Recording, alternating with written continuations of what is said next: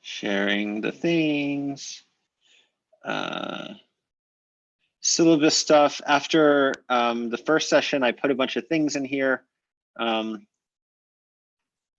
that, oh, I messed this up. How did I mess this up? Just gonna fix that real quick before I forget about it. I added some text to kind of reiterate some of the things we talked about, especially the issues with the preposition, which is the lesson for today. So we'll talk about it together, of course, but definitely go and read through this also. It's just going to take a little bit of wrestling with it before it starts to make sense. That's just how this situation works. Okay, so we got 29 and 30 makes 59. I'm just going to do it in here. I'm too tired. Everyone gets 6.5 repeating. Okay.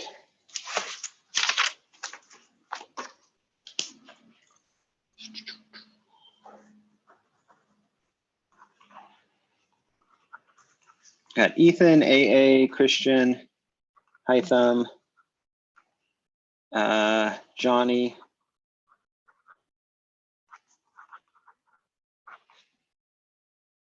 and I've got Jed, Hanyal, Ralph, and Rami, or Rami, sorry.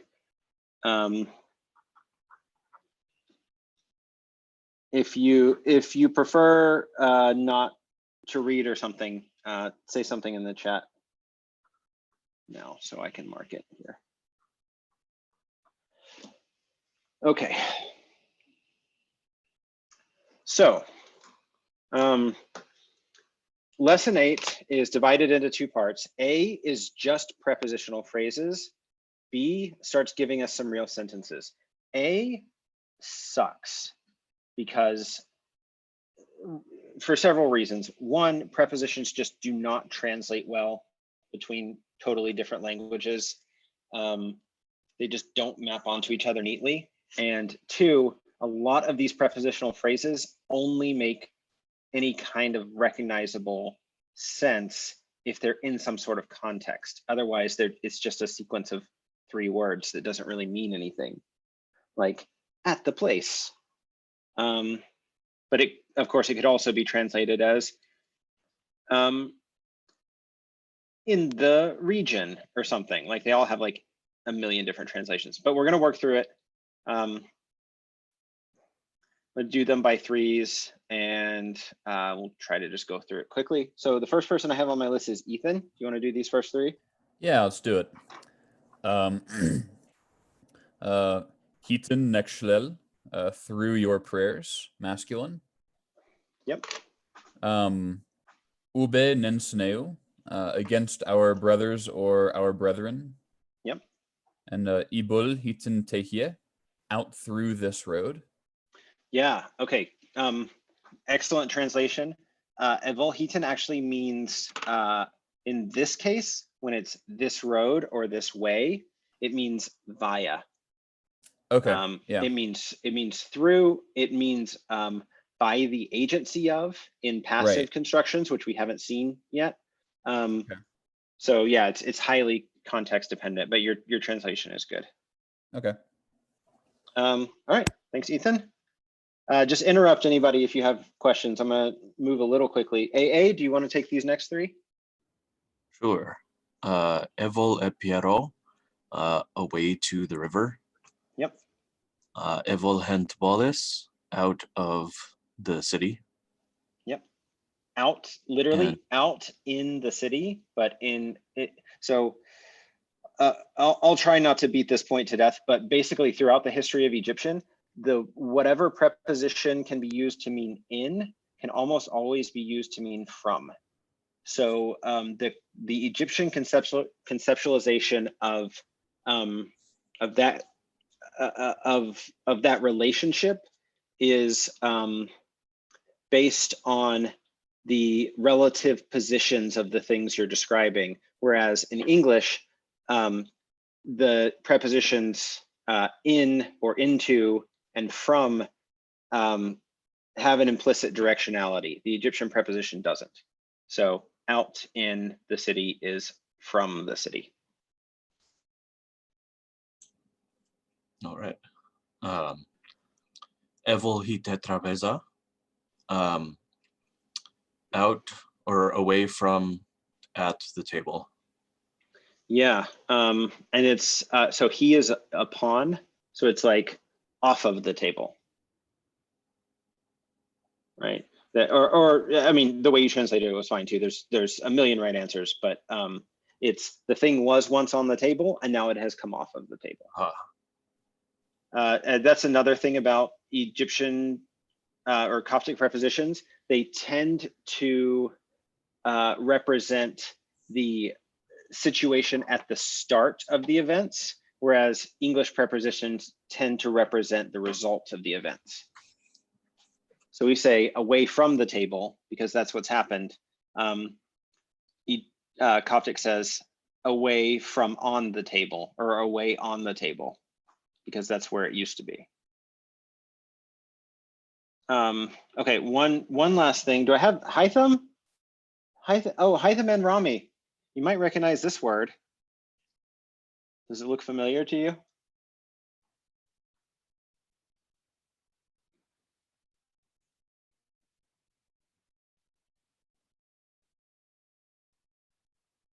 Paging, Rami, or Hytham? Yes, it's originally a Greek word, but it's used in colloquial Egyptian. Yeah, Tarabiza. This is that word. It is a modern Egyptian Arabic survival from Coptic, which is kind of cool. If I remember, it means 3 legs, I guess. Literally ink. I think the tetra part would be 4. Tria is 3. Tessera is 4 or tetra. But yeah, you're probably right. The pedza part is probably feet. So yeah, 4 feet, which interestingly has a calque, like an identical phrase in Coptic, which I will tell you about. I don't know if I'm spelling it exactly correctly, but it's something like this, Ptorat. And this is the Coptic word for like cows and sheep and things. It's 4 feet, like quadruped. It's kind of interesting. Anyway, okay. I'm going to try to pay attention to more of those as I see them. I know there are quite a few Coptic words that are still used in modern Egyptian Arabic, and I haven't really been paying attention to that, but it's kind of neat when it happens. Okay, Christian, do you want to do 3 of these? Sure. Etwe pefhur, about his thing or task. Yep. Uwe net neshaje, against y'all's words. Yeah. Giten nefshaje, through his words. Yep. Good. Note the use of the verb as a noun. We're going to see a bunch of that. So it is that, and it's not the other way around, where you can take a verb as a noun, like a noun. It's not. They weren't originally nouns, and then you verbalize them like the other way around. Yeah. So the way of doing that, there are actually a few ways of doing that. So there's something called light verbs, which is a general term in linguistics. In English, these are things like get up or get done or get out. That word get doesn't actually mean acquire anything. It's just a light verb that's forming these constructions. Coptic has quite a few of those. For instance, the way to say to baptize someone in Bohairic is di-oms, literally give dunking. And the way to say to be baptized is gi-oms, to receive a dunking. So they do a lot of things like that. The most common way probably is just to use the verb iri to do. So yeah, if you had a noun, spere is like wonder or you know, incredulity or surprise. Erspere is to like be surprised, right? You do wonderment. So yeah, that's how you go in the other direction. That will come in a later lesson. So don't worry, don't write it down. We'll get back to it. Hytham, do you want to do these three?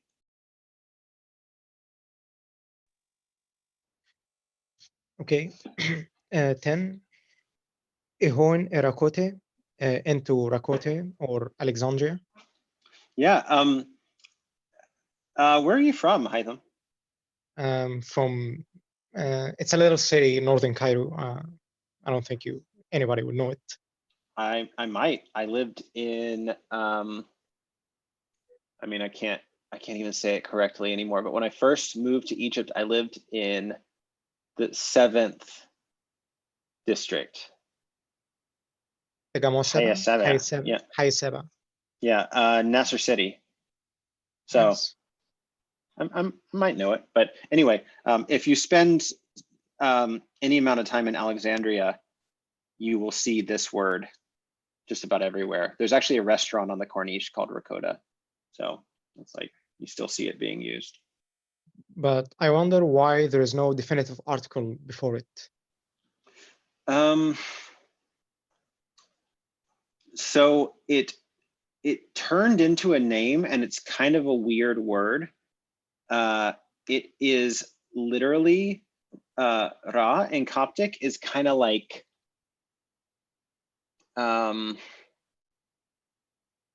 district. Whatever word I just attempted to say in Arabic, the one that starts with ha, like haya or whatever. It's basically that. Hai, yeah. And then kota is like building. So it literally means construction zone. Because the Egyptian part of the city was always expanding for its whole history. So they just called it like construction zone, and the name stuck.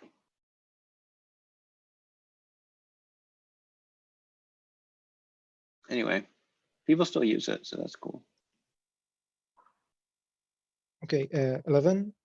Ihrai e Pema up to the Pema or the seat of worship. I'm sorry, what was that last word?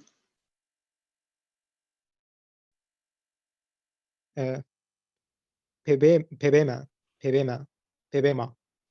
Yeah, how did you translate it? Pema as a seat of worship. Seat of worship. Yeah, that's fine. It's a Greek loan word, and it really just means kind of platform. We discussed it in the last session, and it seems like it's probably used for like raised platforms that like a government official would be on. Like if you went into a court, the judge would be on a bema. You don't see it that often in real Coptic texts. So yeah, your translation is good. In Orthodox churches, I'm pretty sure that's the explicit name for the platform on which the iconostasis is set. Oh, cool. Yeah. Good to know.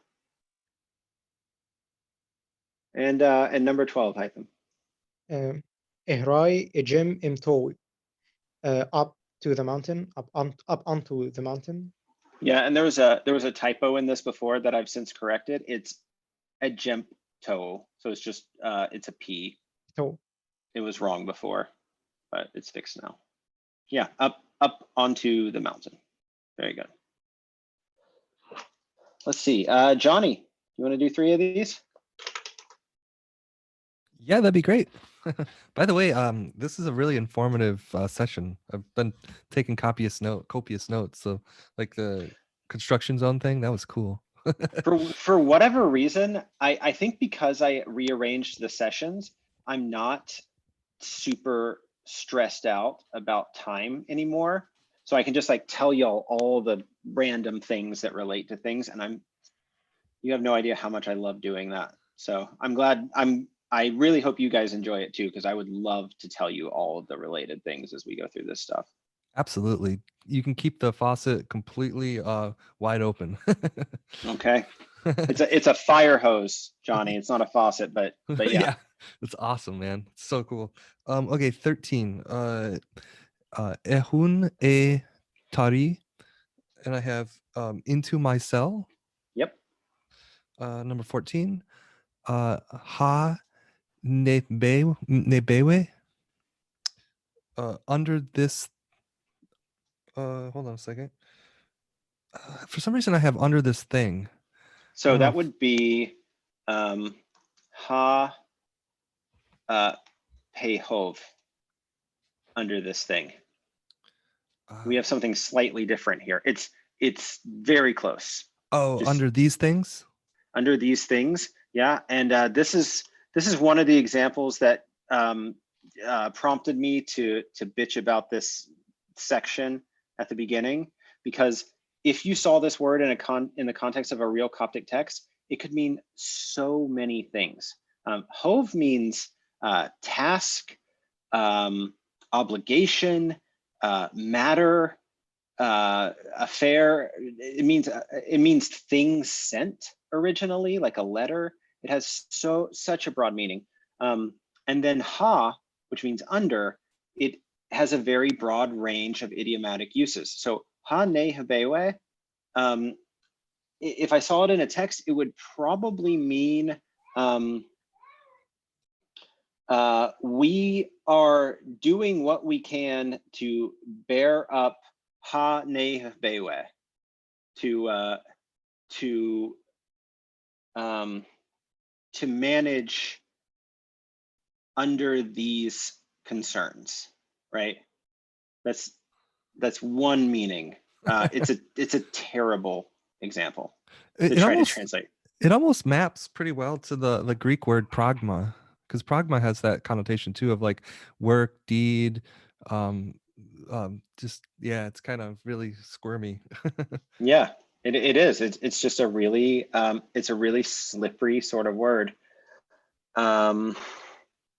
Yeah, and this phrase by itself is just it's so broad as to be almost totally meaningless. But your translation was good.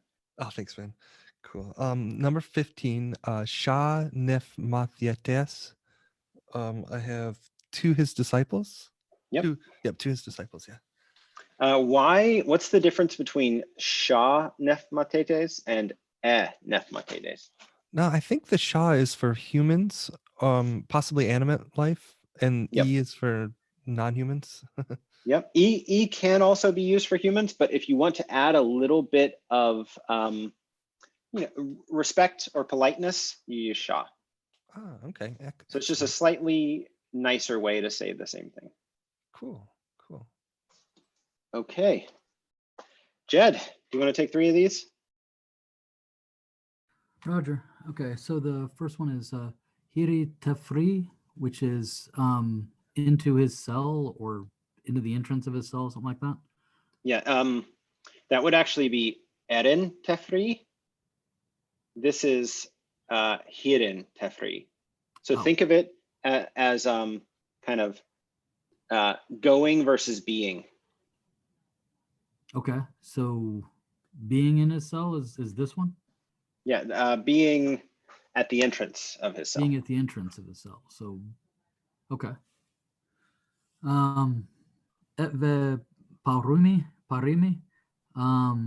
which is about your weeping, about your tears, something like that. Mm-hmm. And then him. The your there. Can you parse it for me? That would be the feminine one, right? The singular feminine. That's right. Yeah. And then him pefpot, which is in his flight, as in like fleeing. Another one of these examples that just doesn't really mean anything by itself. In his running, whatever that means. But yeah, you're correct in the translation. All right, Huanyao, do you want to do these three? Okay, sure.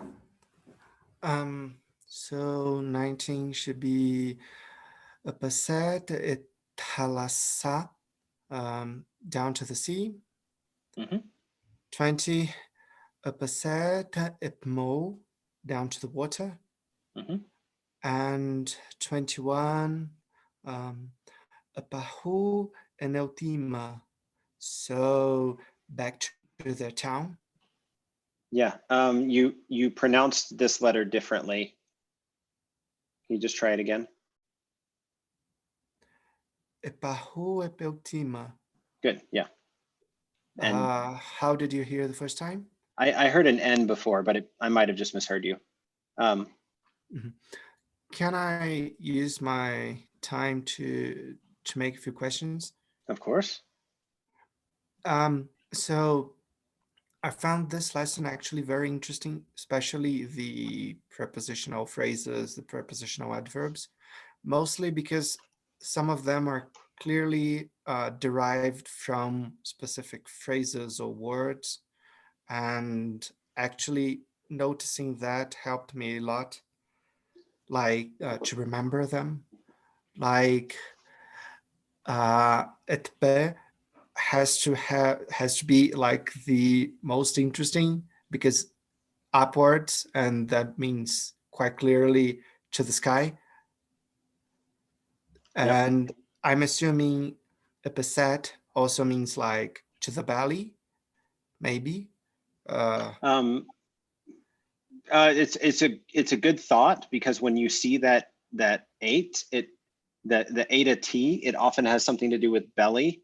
In this case, it's actually a different word, and I'll write it in just a second. I really want to write this though, because this is a wonderful example where we can just literally write exactly this phrase in Late Egyptian. Etpe. Episate is it is and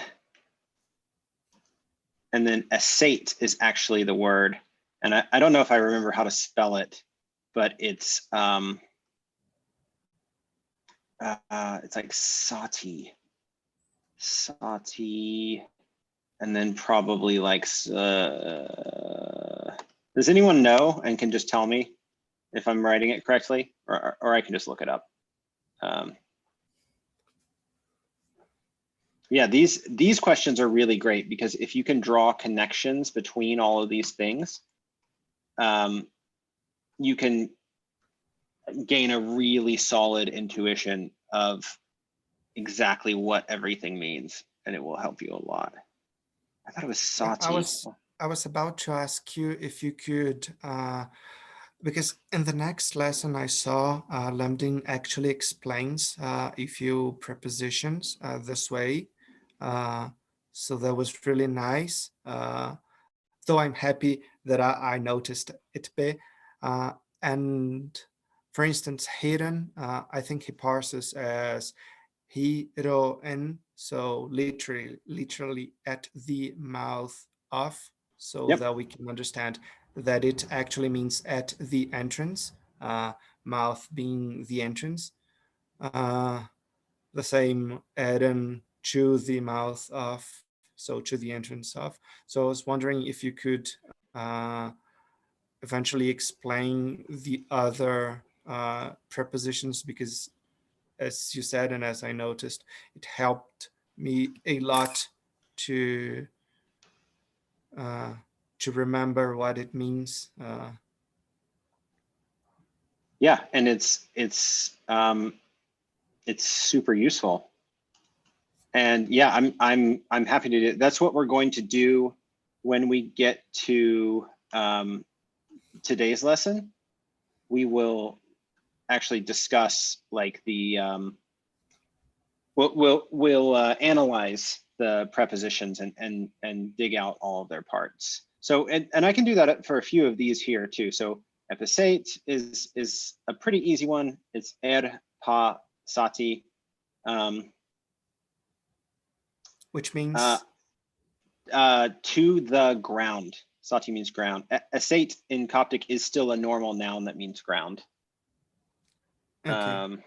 And then this one, epahu, this one's one of the funnest ones of all, because pahu means buttocks. It's pehwi. Yeah, I think there's another determinant, maybe the youth determinative in there. I'm not sure. And it's actually originally a dual. So older stages of Egyptian had singular, dual, and plural, just like some dialects of Arabic have. But it stopped being productive in the language, so they stopped really using it. But it got fossilized in certain words that come in pairs. For instance, the word for shoe in Coptic is actually a dual, and the word for two behind, epahu, is actually a dual because the word literally means buttocks, which is kind of funny.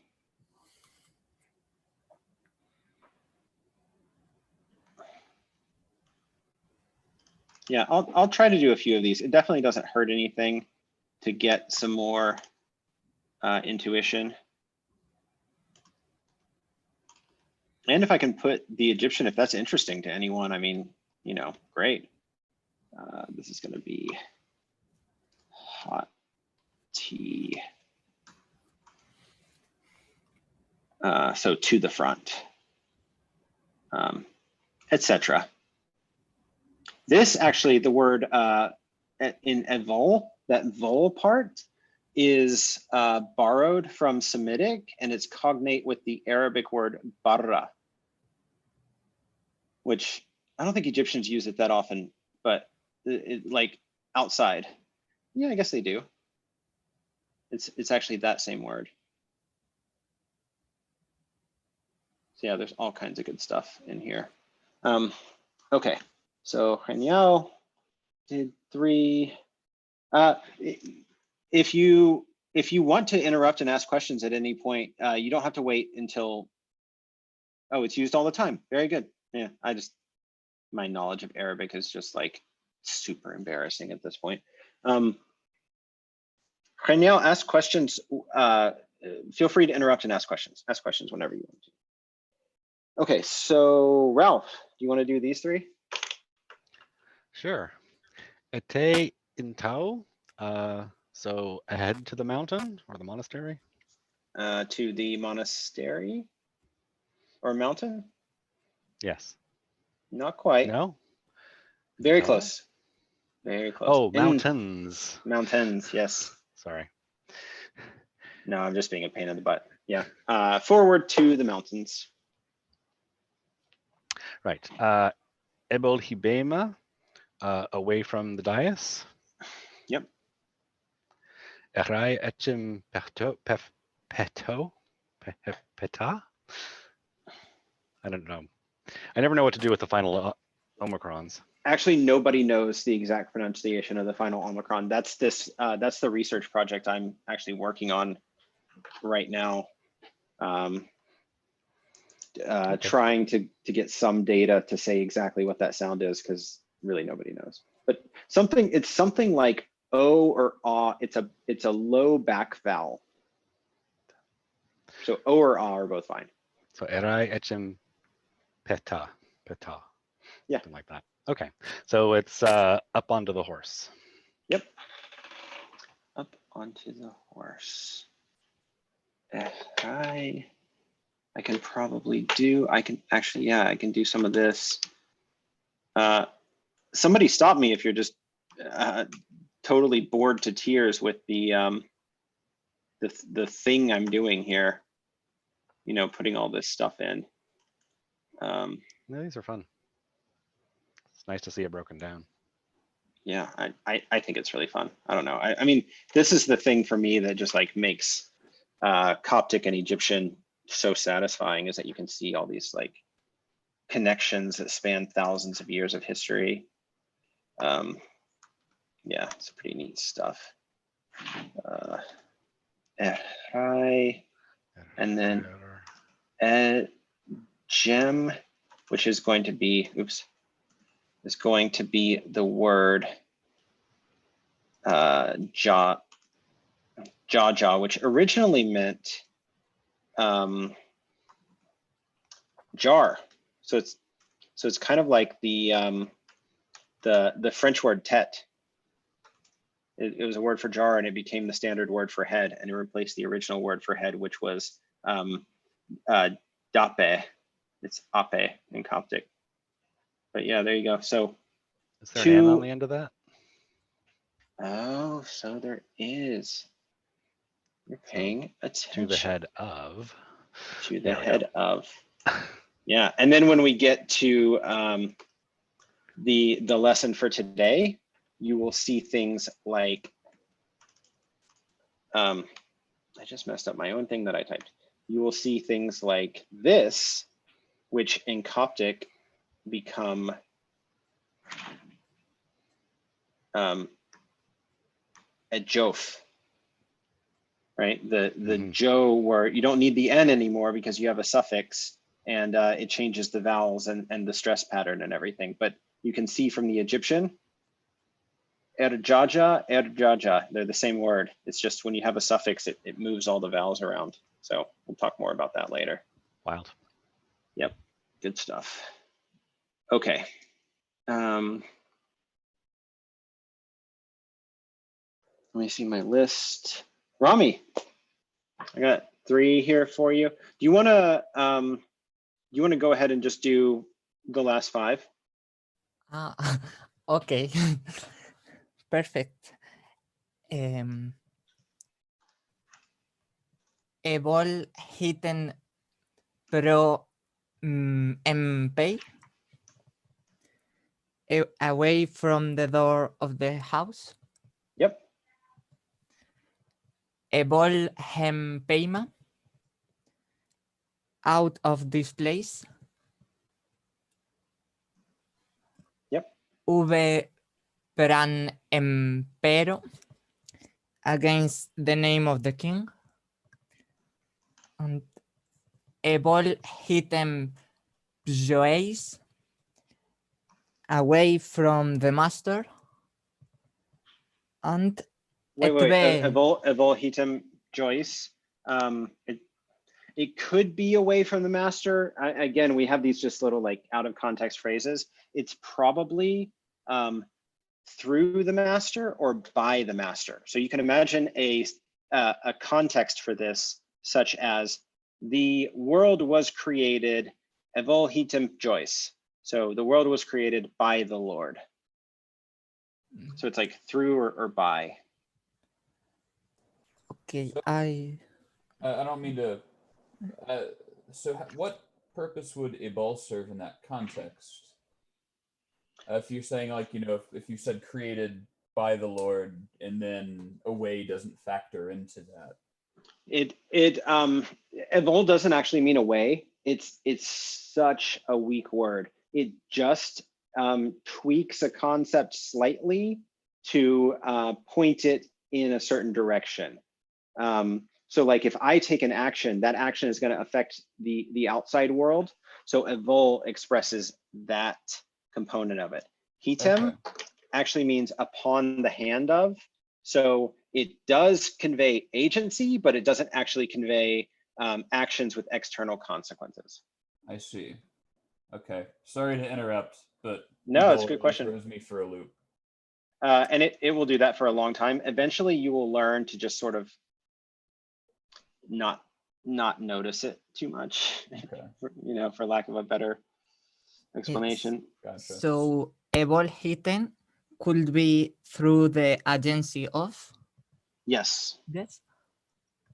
And Okay. since we are in this topic, sorry, if I may, I was wondering if I could translate hidden as like because seeing the phrases like this, when we say hidden, I don't know, like this, hidden choice, for instance, it looks for me as if it is like because of the Lord. So we're explaining something, and our explanation is he did it.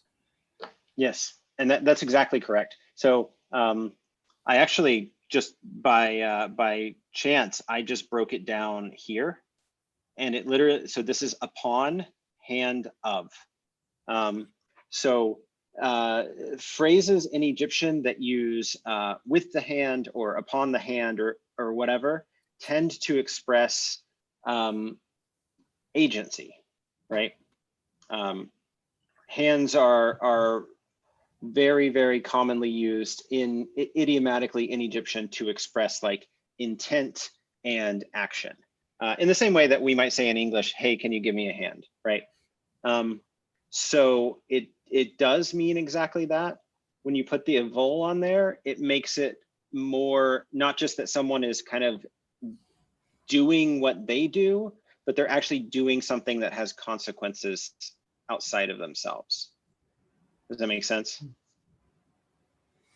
Yeah, and it even appears to be used in connection with words that cannot have does not like refer to things that actually have agency, like we had in number 9,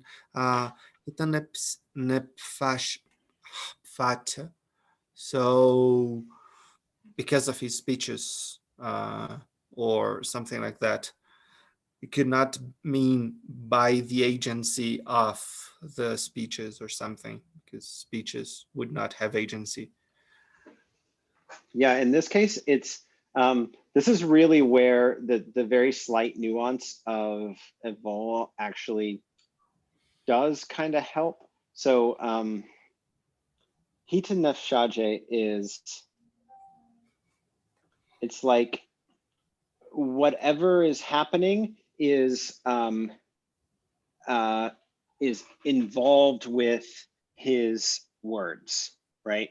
Like whatever we are saying before and saying that that thing is hita nefshaje, it means that there is some sort of entanglement between that thing and his words. It really doesn't express this like external movement that evol adds to it.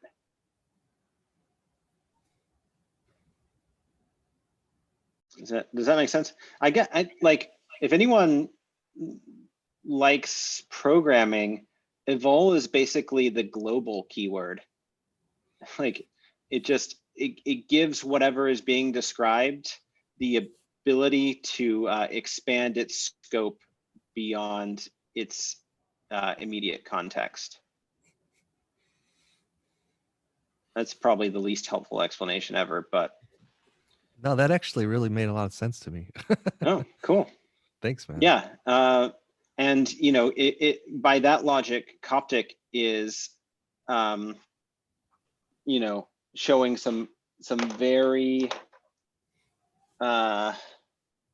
what's the word? Very reckless coding practices, because it just globalizes everything. I love the programming analogies. That's awesome.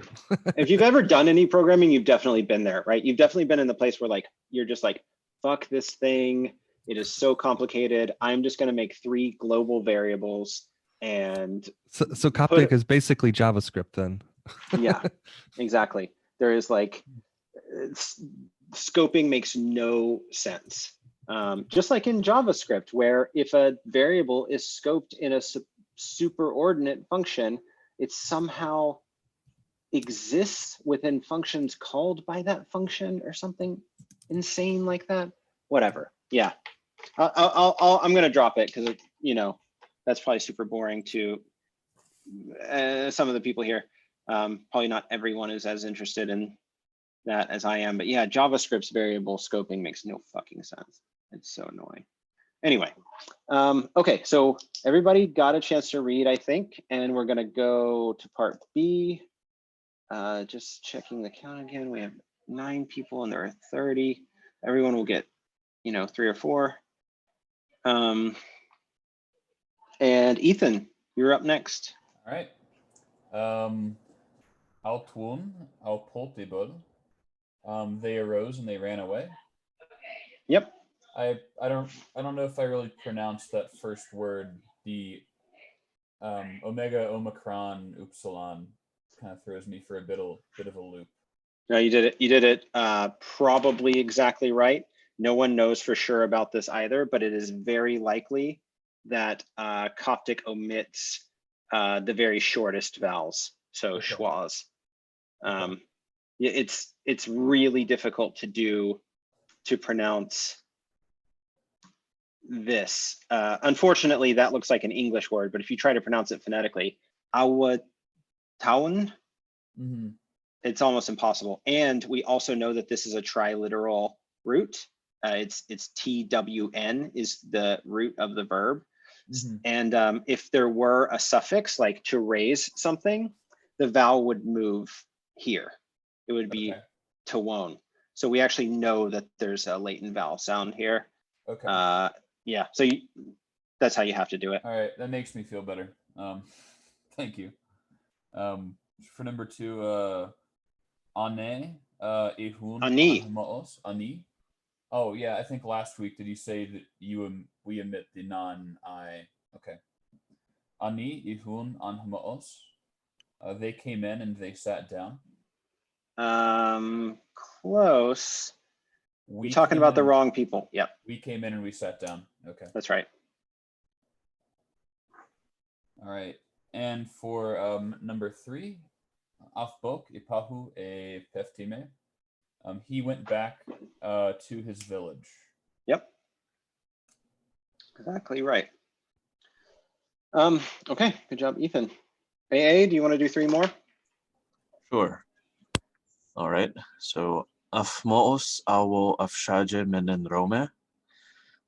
He sat down and spoke with the men. Yep. I ton evolhi tetrapeza. I got up from on the table. Yeah, that's what it says. And 6 an Moshe ehunerakote. We walked into Alexandria. Yeah, spot on. Okay, I'm going to move a little bit faster through these because we still got a few more to do. Christian, do you want to do these 3? Sure. Kerome af alle ehai ejimpio. The other man got up onto the donkey. Yes. And I'll just mention this very briefly. This is the way Coptic would express the idea if there were 2 men and one man decided to walk. Oh no, sorry, that's not correct. If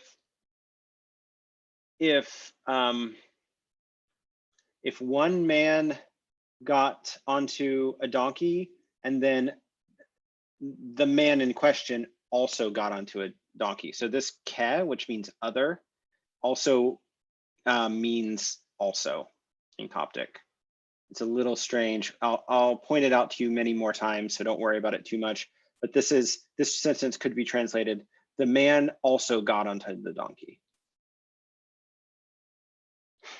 Okay. Yeah. And then number 8. Etveu arpot evol hempue. Why did you run out from inside your house? Talking to a Yep. Very good. 9. Abhelo buk ehun etifri. The old man walked into his cell. Yeah. Good. Okay. Hytham. Number 10. Edve o atencharge ensa benjois. Why did you all speak against our master? And Yep. it's y'all. Correct. Y'all, the second person plural. Ahmus hahtem bayot. I sat down next to my father. Good. Exactly correct. أو شاجة ها به Peweren. They spoke about Peweren. They spoke about their wine. Yes. Very good. Where? They spoke about their wine. Okay. Thanks, Hytham. Johnny, do you want to do these three? Sure, yeah. So when heneo men henhetor emau. And so for that I have there is a donkey with a horse in that place. Are there? Almost exactly right. The emau meaning there is totally fine. You can even omit it because when and emau tend to be kind of combined together, not very meaningfully. It's not donkey and horse. Oh, those are almost exactly right. Some donkeys and some horses. Yeah, Yeah, exactly. there we go. Cool. 14. Afi episet ebol he bebama. I have he came down to the platform. Not to the platform. And this is the thing I was talking about earlier. It literally says away upon the platform. Coptic really doesn't have a word that means from. This is, he came down from the platform. This is how Coptic expresses that concept. Cool. Cool. Yeah, I was just kind of taking a stab in the dark on some of these prepositions. Yeah, it's what you have to do. And honestly, like, don't sweat that detail that I'm telling you right now. You will have to see it many, many more times before it ever clicks, because it's just not how English works at all. Yeah, definitely.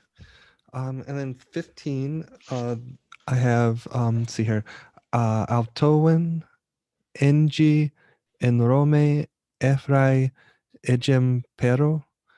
And that is they rose up to the king. Yeah, who did? The men, sorry. The men rose up to the king. Cool. Yep. All right. Christian. Yes, sir. I have a question in number third. I don't understand yet how you made it. Which number? The third. The third one we just talked about, 15? No, the first we talked about. Here? No. I think it's 13. Yes. 13. Oh, I'm sorry. I'm sorry. I misunderstood you. I forgot to say the number. Thanks. Say it in Arabic. Yeah, you can say it in Arabic. You know, for future reference. I think it's, let me see if I remember, it's like Telatashir? Is that 13? No. Telatash. Is that right? Hey, I don't know. My Arabic is just abysmal at this point. But so to break this down further, when is a sort of, it's like a verb. It's a verboid, and it just means there exists, right? You know, it's the Coptic equivalent of the backwards E sign in math, right? It just establishes the existence of something. Heneo is a weird word, but it actually can be broken like that, and then it's also the word. Oh, I'm not on Coptic keyboard. It's also the word yo, which means donkey, and the way, so it's like donkey, donkeys, and then if you look at that phonetically, it's yo, and I think it's actually, where is the ein? There's an ein in here somewhere. Probably here. Oh no, it became a glottal stop though, because it's Coptic. So yeah, it's probably this, and then probably a short vowel. Oh, you know, I'm not really sure how this can be derived, because it's kind of weird, but that's my quick stab at it, right? So we've taken this word. That means the glottal stop actually has to be here. EO, probably should be EO actually, but whatever. We've adding the W for the plural has like moved the stress and totally changed the way the word is pronounced. So it's just the plural of donkeys. Same thing with this word. It's the word heto slash hetore, I think, slash hetor. And that's male horse, female horse, and horses. Yeah, I confused it because I thought EU could be some glory. It can be the word glory. And so this could mean there are some glories with some horses there. That's a perfectly legitimate translation. It just doesn't make a lot of sense to me. I would guess that Lambden's intention was donkeys. But yeah. Okay, thank you. Yeah. Let's see, what's the last thing we just read? Rose up against a king. I think we're probably here. Ralph, I think it's your turn. Did I skip anyone? I think it's your turn, Ralph. Do you want to do these three? Sure. I shadje et benanobe. I spoke on account of our sins. Or because of our sins, with respect to our sins. Not our sins. None. Oh, my sins. Yeah. Na-nobe, not non-nobe. I guess that'd be nen-nobe.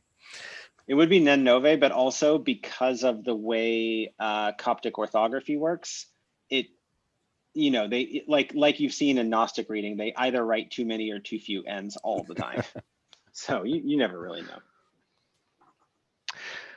Nahiome Moshe episet epikro. The women walked down to the shore. Yep. I think I read this as the women walked down to your door. But yeah, the shore is obviously the correct answer, or just more probable. Or yeah, it could work either way, I guess. An bokerai enentme. We went up or down to our towns. Mm-hmm. Good. Let's see. I have Rami left, and then it looks like we're gonna have a few left over, so we'll just like go around again real quick. So Rami, do you want to do these three? Sure. A spot ebol hitten Nerome et Emau. She ran away from these men. Mm-hmm. And bok ehun ennahren pepiscopos. We walked to the bishop. Yeah. More specifically, like we walked in to the presence of the bishop. Okay. And etbeu akbok epahu tagora. Why did you walk back to the agora? Mm-hmm. All right. Awesome. Well done. Full marks. Okay. How many do we have left? I think. Does anybody want to volunteer to do the rest real quick?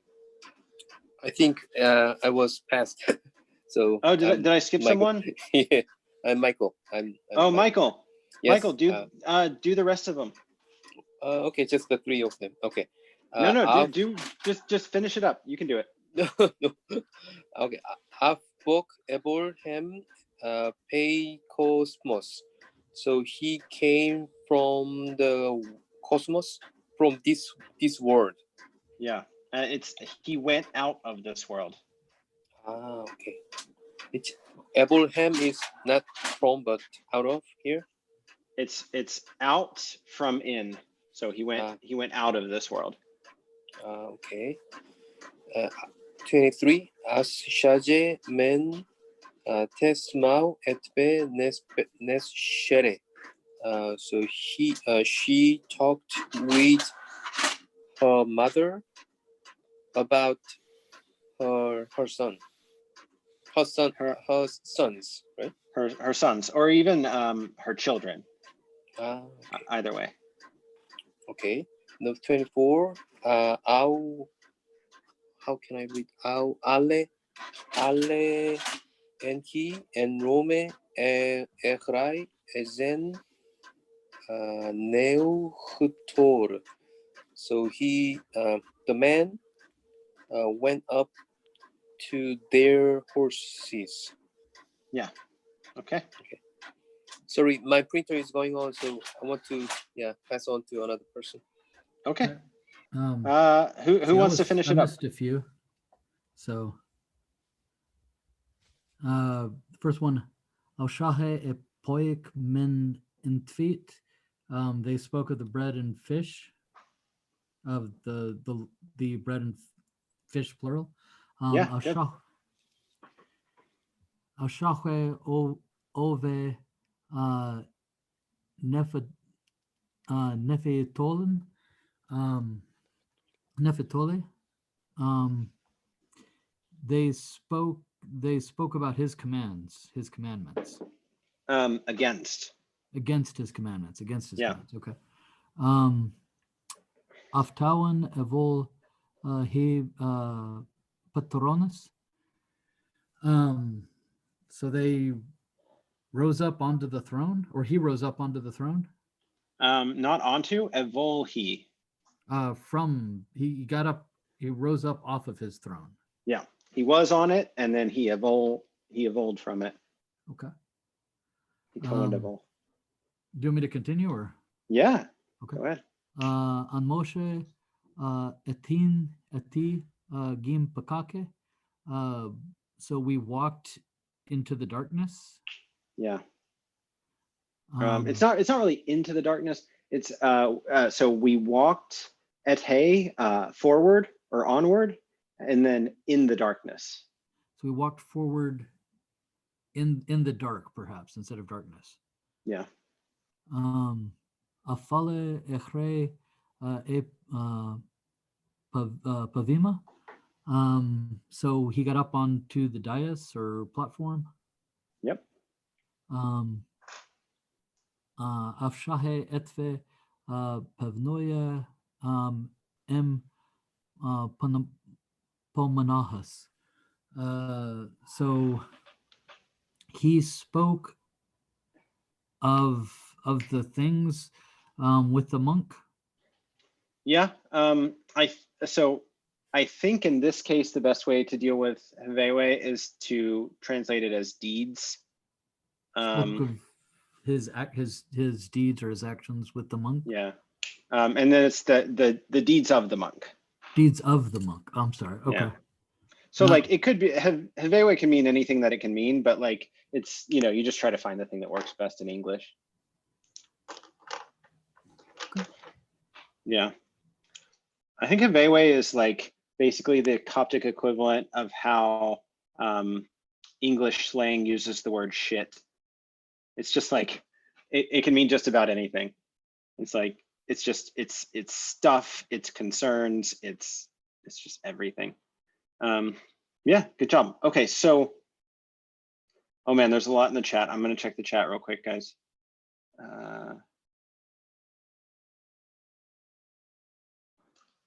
Okay, people enjoy the hieroglyphs. Great. Well, there's more where that came from for sure. But for right now, we have to look at the substance of this lesson. The one core thing that you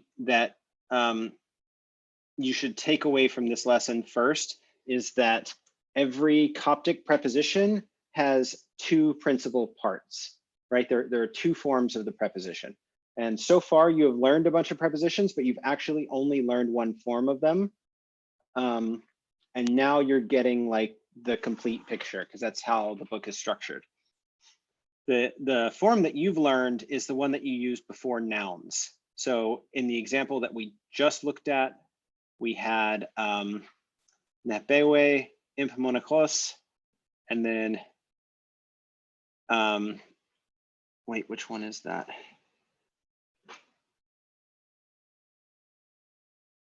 I'm just totally drawing a blank about which one that should, I think it should be this. Oh yeah, it's this one. Okay, it's the first one. Great. So that's that N, which changed to an M before the P. And if we wanted to rewrite this sentence and we wanted to say, let's say we wanted to say his things. Well, that would be pretty easy because we would say nef bewe. But what if we wanted to say, for whatever reason, we don't want to say his things, we want to say the things of him, or the things that belong to him. So the way we would do that is to write, it just doesn't feel right to me for some reason, but I think that's right. You just wouldn't really ever say it that way, to be honest. Let me find a better example. That example is just not working for me. Let's get this one. Okay, so he went up to the platform. So we use the preposition with the noun bema to the platform. If we wanted to say he went up to it, I guess I could ask you guys to try to guess how you might do that, but it'd be really hard to guess about it because it's kind of unexpected. But the way we do that is we use the pre-pronominal form of the preposition. So basically every preposition has two forms. There's the pre-nominal form and there's the pre-pronominal form. Bema is masculine, singular, and of course it is third person because the bema is not talking and we are not talking to the bema. It's an it or a him. So we use F, the third person masculine singular suffix pronoun. We attach that pronoun to this base. And this is the same word. If you look at the syllabus, I kind of wrote this out a little bit so you can see it. It's here. So the word and the word era without with the suffix are the same exact word. So the earlier Egyptian for both is just R.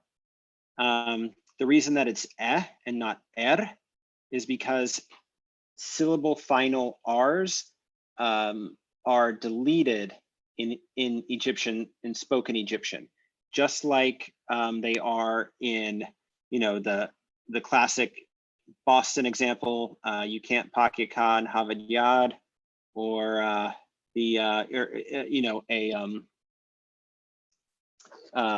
several dialects of British English also drop syllable final R's. Egyptian did the same thing. So what's happened here is we had the word and when we put a suffix, it becomes erof, right? We have to have a vowel before the suffix. That changes the R into a syllable initial R, and syllable initial R's don't get dropped. Just like in like a Boston accent, syllable initial R's don't get dropped. You say pak, but you still ride a bike, right? You keep the R's at the beginning of the syllables. Egyptian does the same thing. So that suffix pronoun keeps that R in place, whereas if it's just the preposition by itself preceding a noun, the R gets dropped. That's true for just about all of these. There's a little bit of weirdness in here, but for the most part, the relationship between the pre-nominal form of the preposition and the pre-pronominal form of the preposition is almost entirely predictable. It's just, it takes a little bit of doing to see it.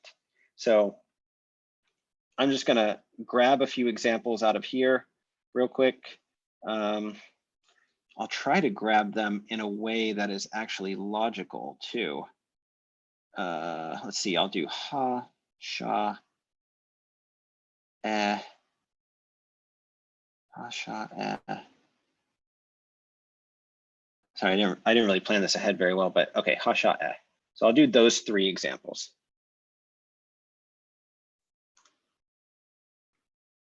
Where are we in this?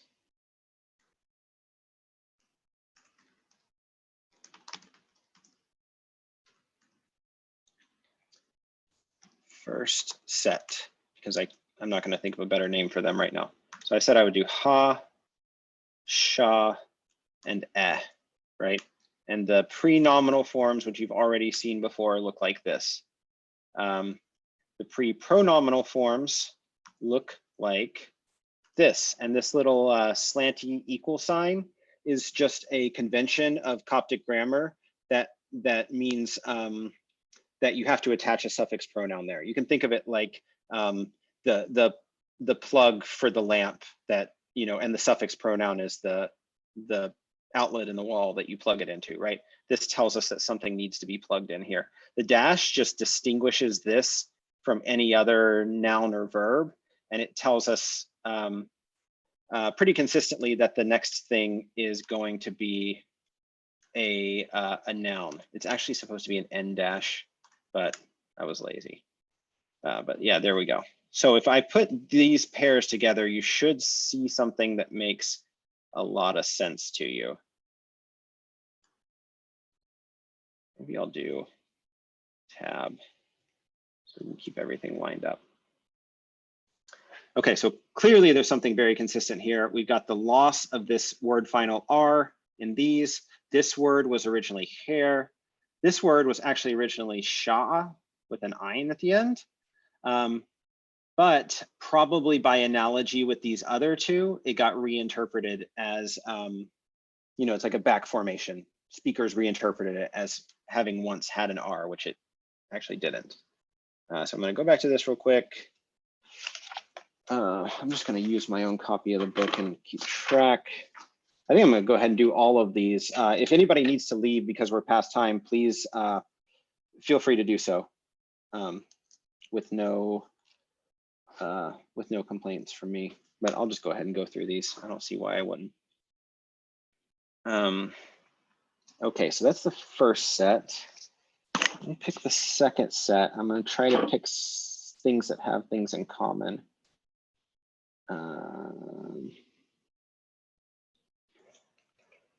Okay, here's a pretty good one. So the first set is word final R. That's what unites all of those things together. The second set is going to be the word Joj or just Joe, which means head. So for this we have, let's see, Ejin. Oh, only 2. Well, it's not that great, but oh well.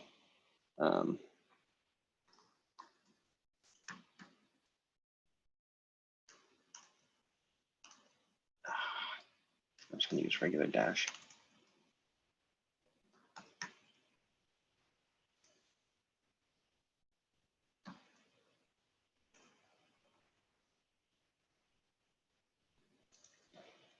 Okay, so I'm actually going to subdivide these further. I'm going to create a new category for body parts. And I'll explain what I mean by body parts in just a second.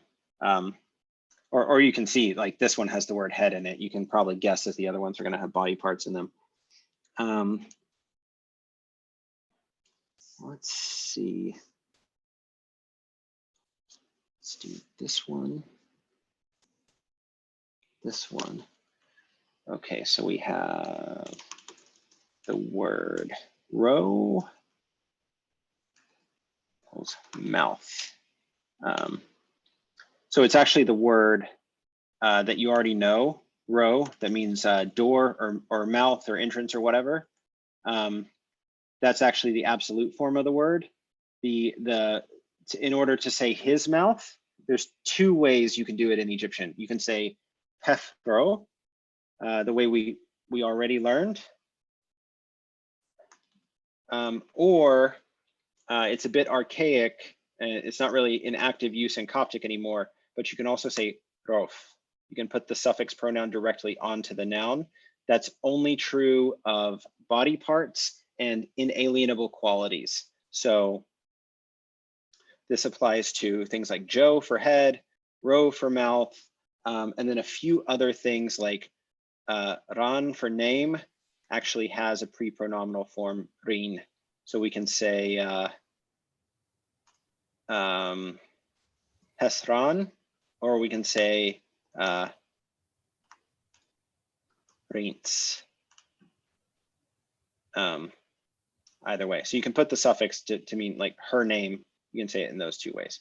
Okay, so it's like alienable and inalienable possession. Yep. Direct suffixation of inalienable possession.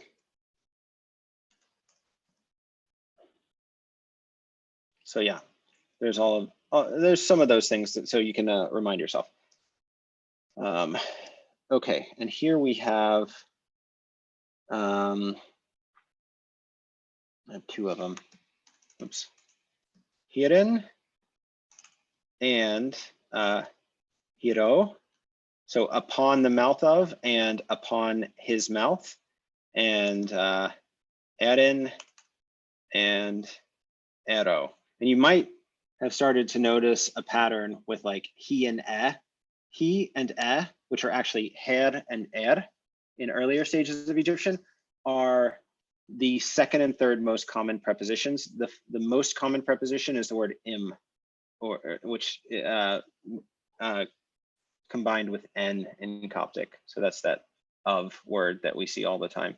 But yeah, there's a reason you see he and all the time. Let's see, what else have I got here?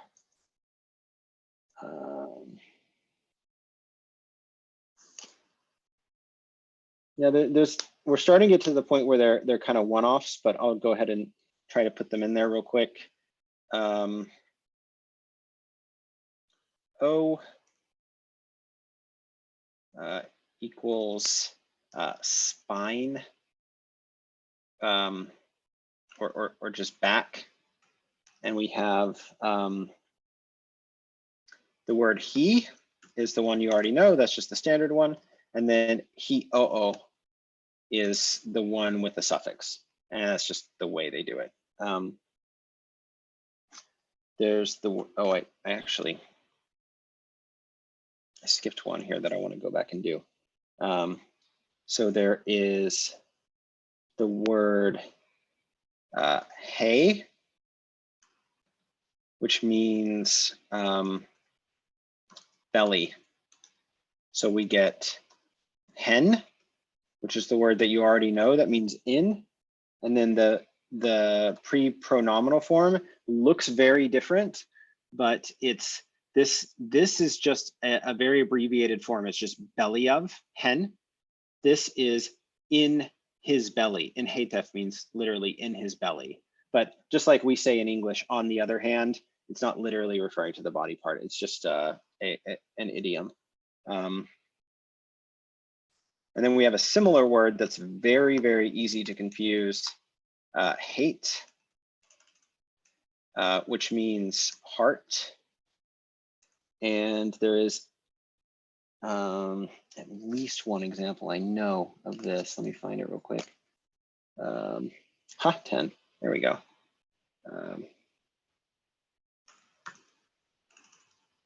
So 10, so one you already know. Oh, that tabbed way too far. And then it becomes ha-te. And this is literally ha hete. And I should have written this before. So the word is hate, but then before suffixes, it's hete. So this is under his heart, hate, and this is under the heart of. Then there is, I did O for spine. There is also the word saw or so before suffixes, which just means back. And for that, we have a word which you've seen before in saw, and then its equivalent is in so.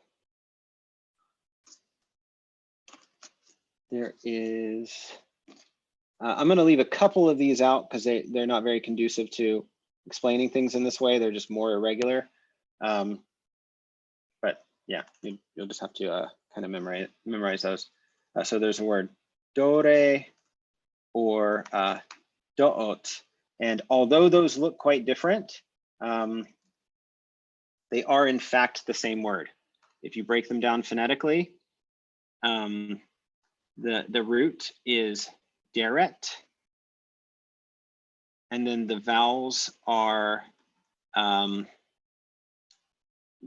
D, O vowel, R, short A type vowel, and then T, which is unreleased, of course, for the absolute form, and then for the suffixed form, it's the same word, except that the presence of the suffix moves the vowel. So it creates a situation where this R is in closed syllable, and it changes into a glottal stop as a result. I should probably do my vowels a little bit better if I'm going to be using real IPA, but whatever, it's close enough. I'll put it unreleased for that T, because the T gets lost in pronunciation because it's unreleased in speech, in the same way that in English words like cat, we don't actually pronounce the final T, we just kind of know it's there. And the example for this one is, oops, hiten, which we just spent some time talking about. And this is hidot, right? So upon the hand of, and then upon his hand. Oops. And I think that covers a bunch of them. There's some weirdness in here for sure, but you're definitely going to have to read and study this chapter, because these ultimately have to be learned by memory. I don't recommend that you sit down and try to memorize them. I think that's just an ineffective use of your time. But through seeing them over and over in context, you will eventually just have them memorized. And you have some charts in here on page 31. They look like all the other charts you've ever seen before. So, we have the possessive things. How do I do a table? Let's see.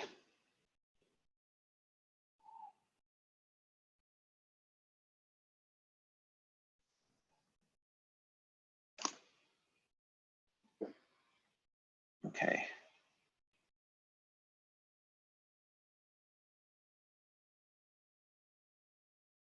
So you have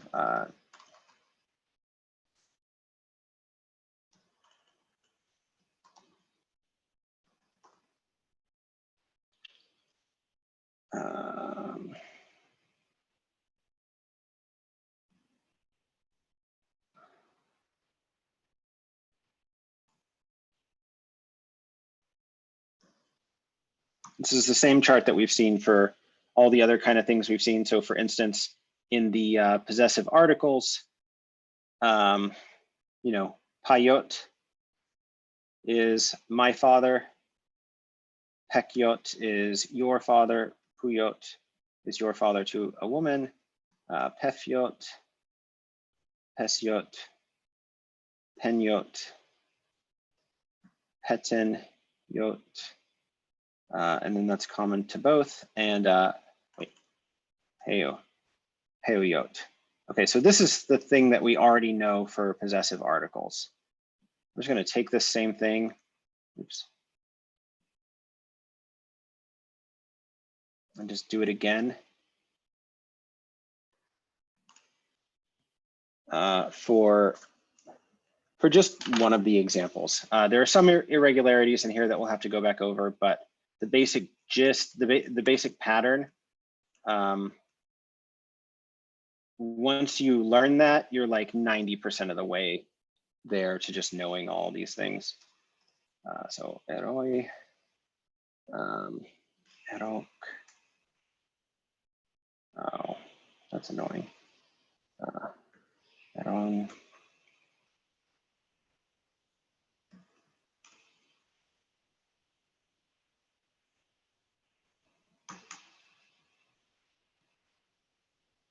Is it au? Yeah. Eros.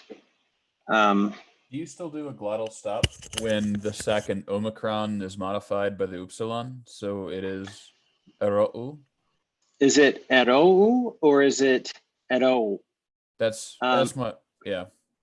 That is a $64,000 question. There are some cases where I've been able to establish with certainty that the value is O, like just O with like, it's a diphthong, right? It's O with like a velar component to it. Just like the normal English pronunciation of the sound O, right? It's O. Yeah. There are almost certainly cases where it is actually A-U with a glottal stop between them. Those seem to be comparatively rare from what I've been able to find. And I don't know of a single case where it creates impossible ambiguity. So, Okay. So yeah, I think you can just guess and you'll be fine. In this particular case, because we have other dialects, we know that Bohairic writes it erou instead of erau. And that actually goes a really long way towards suggesting that there isn't a glottal stop, right? Gotcha. Yeah. But it's kind of easier to pronounce when there is the glottal stop, I think. So that's a bit of a bummer. It's actually more work for you, but only because you are not consciously aware as a native English speaker that you actually say every single O as O.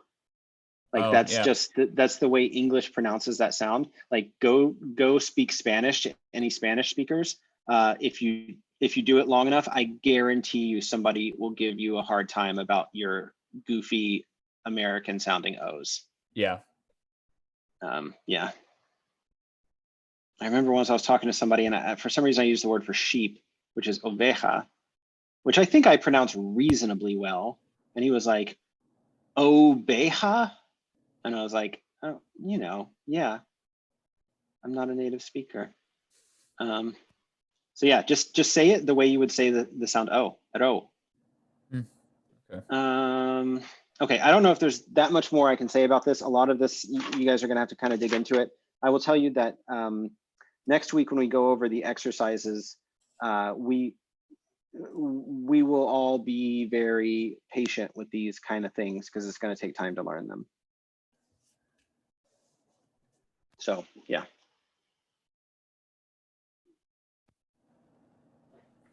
And are there any questions about this lesson or anything?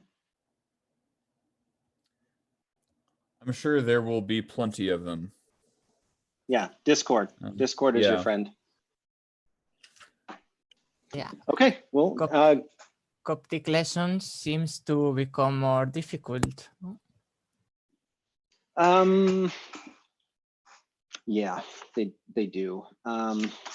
I'll tell you that, yeah, they definitely get more difficult.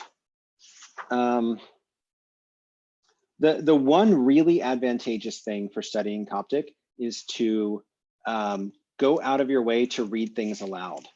Something I do a lot is I will actually like read a Coptic text and record myself reading it and listen to it.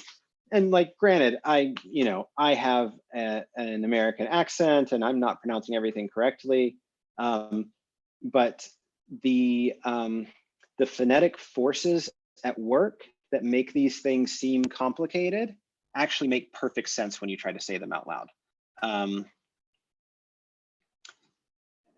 For instance, this eroden, instead of the fact that it's an omega here instead of an omicron, well, that's because there's a little vowel in here, and that makes this a syllable boundary. So this is actually an O, a stressed O, which was originally an ah type vowel in open syllable. Whereas in this case, the syllable boundary is here. So it's a stressed Sorry, ah we sound. can't see your screen. Oh, I'm sorry. I forgot that I stopped sharing. I'll go back. Okay, I'll just start over. So here you have you have eroi, erok. You always have omicron everywhere except in the second person plural, right? And that seems like just an irregularity at first, except if you go to the trouble to try to pronounce things out loud, you will see that there's a little schwa vowel in here, which makes this a syllable, which means that this O is in an open syllable. There's not a consonant following it inside its own syllable. In these other cases, pretty much all of them, including this one, because of course there's actually a glottal stop there, it's a stressed O sound in closed syllable. And also that's pretty good evidence that this is not a glottal stop. I never noticed that before, but if this were a glottal stop, then that would actually be an open syllable. So yeah, I don't know, maybe it's a glottal stop in Bohairic and that's why they use omega. But in our case, this is just, this is all one syllable. It's R-O-W, a vowel surrounded by two consonants. So if you say these things out loud, it will seem very, very natural that you just change the ah sound into an O sound when it's in an open syllable, because actually English does the same thing. So that's the best advice I can give you, is take these exercises and just say them out loud to yourself, and they will probably start to click that way.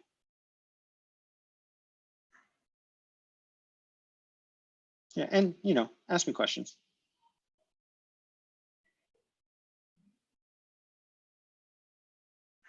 Okay, well, I hope everyone has a great week. Good luck with studying lesson 9, and I will see you all very soon. Thank you. Thank you. Thanks. Yeah.